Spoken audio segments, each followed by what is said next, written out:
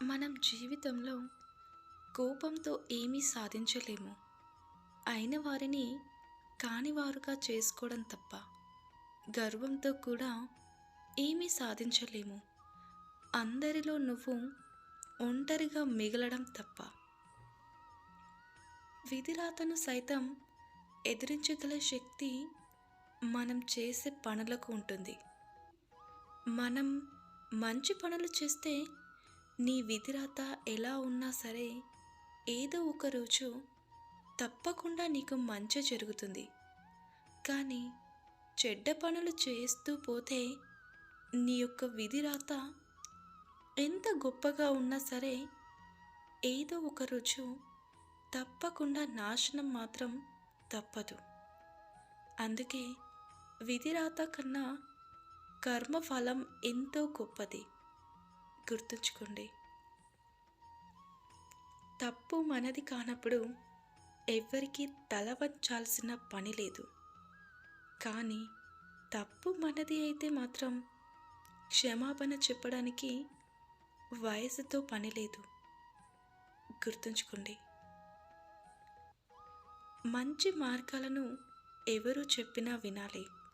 కానీ చెడు మార్గాలను సొంత వారు చెప్పినా కూడా వినకూడదు. అర్థమైంది అనుకుంటా.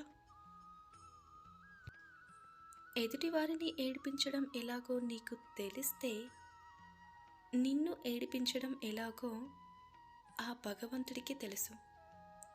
కర్మ సిద్ధాంతం ప్రకారం మనిషి చేసే ప్రతి చర్యకి ప్రతిఫలం తప్పకుండా అనుభవించి తీరాల్సి ఉంటుంది.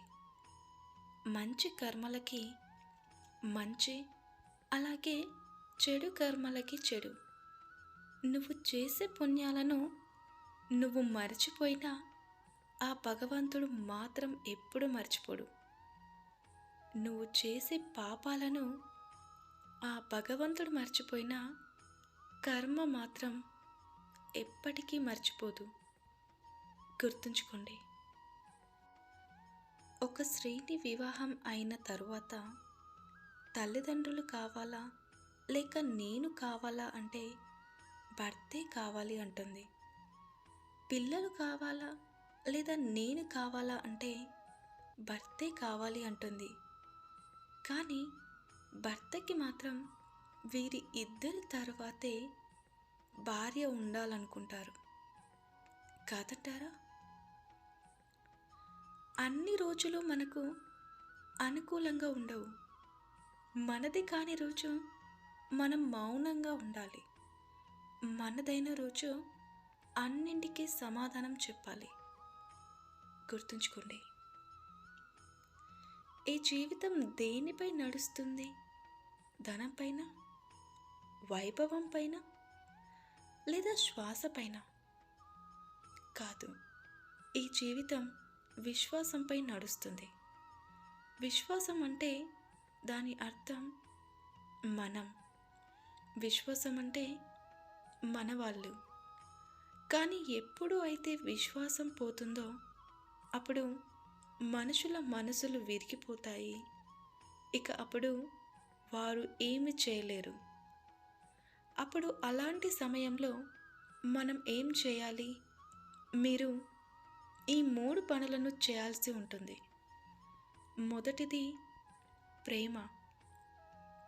మిమ్మల్ని ఎవరు ప్రేమిస్తారో, మీరు ఎవరిని ప్రేమిస్తారో కారణం ఏదైనా సరే, కానీ క్షమించమని అడగడంలో ఏమాత్రం సంకోచించకూడదు. ఇక రెండవది విశ్వాసం. ఎవరు అయితే మిమ్మల్ని ప్రేమిస్తారో, ఇక ఎవరు అయితే మిమ్మల్ని నమ్ముతారో వారి యొక్క నమ్మకాన్ని ఎప్పుడూ చెరపకూడదు. ఇక మూడవది తోడు. ఎవరు అయితే మిమ్మల్ని ప్రేమిస్తారో, అలాగే ఎవరు అయితే మిమ్మల్ని నమ్ముతారో వారే తోడు మీతో ఎప్పటికీ ఉంటుందని నమ్ముతారు.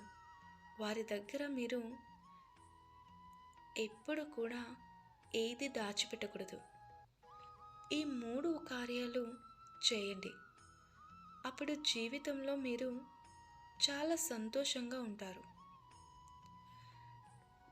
తల్లిదండ్రులు చేసిన పాపాలు పిల్లలకి వస్తుందా అంటే అది ముమ్మాటికి మూఢనమ్మకం అవుతుంది. ఎవరు చేసిన కర్మ, పాపం లేదా పుణ్యం వారు ఒంటరిగా సొంతంగా అనుభవించక తప్పదు. ఎందుకంటే వారి పాప పుణ్యాలు వారికి మాత్రమే పరిమితం. తల్లిదండ్రులు చేసిన పాపం పిల్లలకు సంక్రమిస్తుంది అనడంలో ఏమాత్రం నిజం లేదు. గుర్తుంచుకోండి. ఇలాంటి మరిన్ని మంచి వీడియోల కోసం మన ఛానల్ని సబ్స్క్రైబ్ చేయండి.